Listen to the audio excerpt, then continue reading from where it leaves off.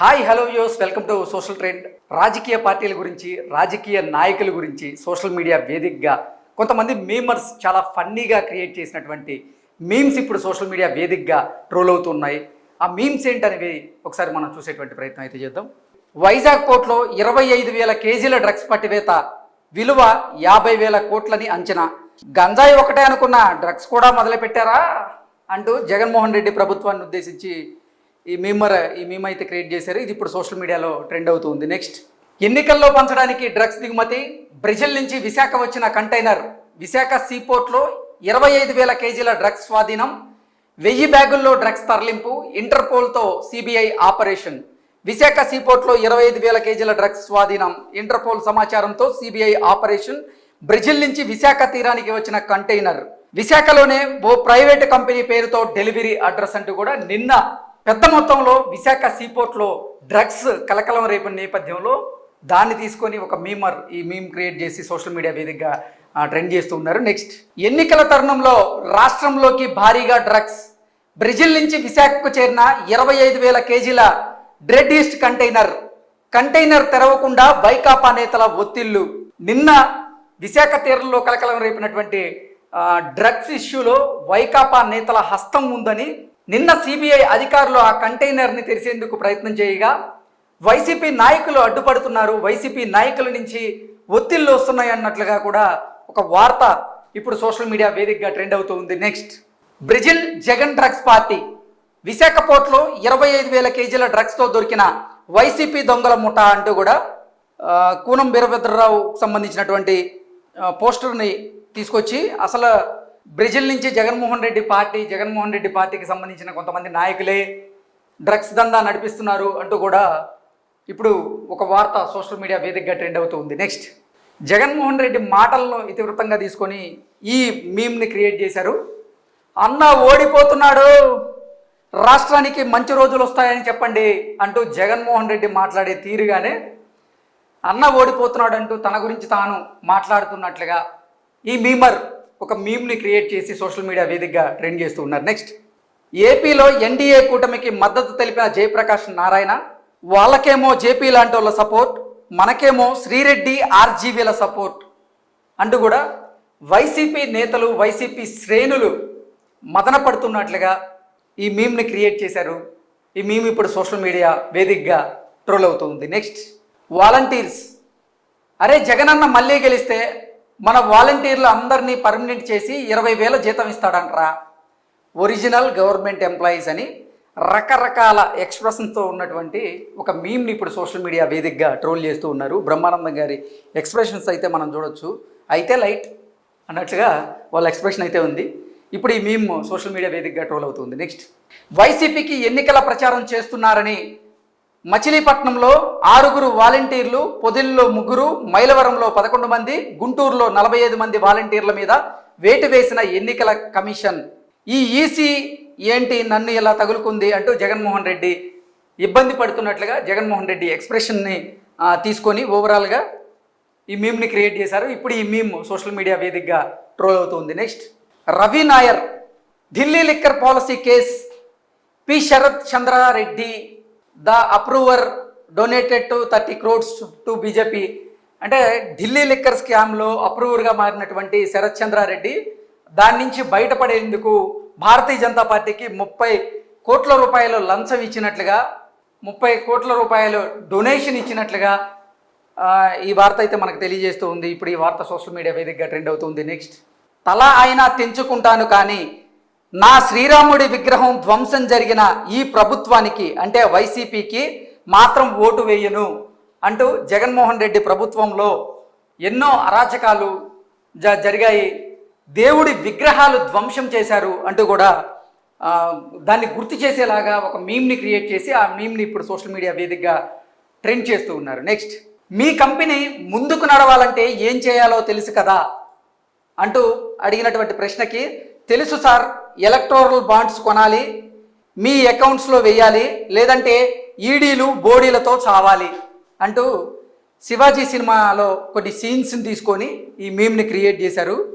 మాదే ఉందయ్యా, అంతా దేశం కోసం ధర్మం కోసమే అంటూ రాజకీయ నాయకులు వాళ్ళ దగ్గర నుంచి డబ్బులు వసూలు చేస్తున్నట్లుగా, కొంతమంది అధికారులు కూడా వాళ్ళ దగ్గర నుంచి డబ్బులు వసూలు చేస్తున్నట్లుగా ఉన్నటువంటి మేము ఇప్పుడు సోషల్ మీడియా వేదికగా ట్రెండ్ అవుతుంది. నెక్స్ట్, మీది యోగిజీ రాష్ట్రాన్ని అంత డెవలప్ చేస్తే మీది యూపీ వాళ్ళ, మాది తెలంగాణకు ఎందుకు వలస వస్తాయి అంటూ దుబాయ్ సీన్లో ఉన్నటువంటి కొన్ని డైలాగ్స్ని తీసుకొని ఈ మీమ్ని అయితే క్రియేట్ చేశాయి.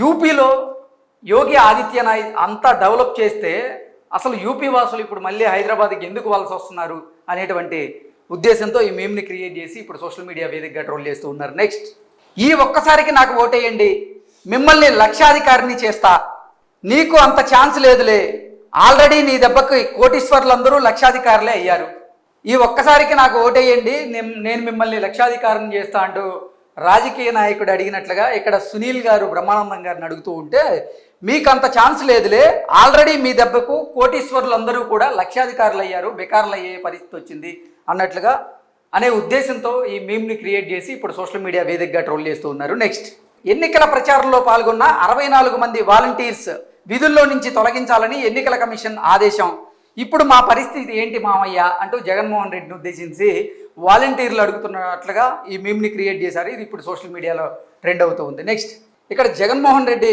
యవనంలో ఉన్నటువంటి ఒక ఫోటోని తీసుకున్నారు. ఆ ఫోటోని నేను హీరోలో ఉన్నానా అంటూ జగన్మోహన్ రెడ్డి అడుగుతున్నట్లుగా, ఉప్పల బాలులా ఉన్నావు అంటూ మీమర్స్ సమాధానం ఇస్తున్నట్లుగా కూడా ఈ మీమ్ని అయితే క్రియేట్ చేశాడు. ఇప్పుడు సోషల్ మీడియా వేదికగా ఇది ట్రోల్ అవుతూ ఉంది. నెక్స్ట్, తట్టా పుట్టా సర్దుకొని మేము సిద్ధం, జగన్మోహన్ రెడ్డి తలపెట్టినటువంటి సిద్ధం సభని ఉద్దేశించి ఈ మీమ్ని అయితే క్రియేట్ చేశారు.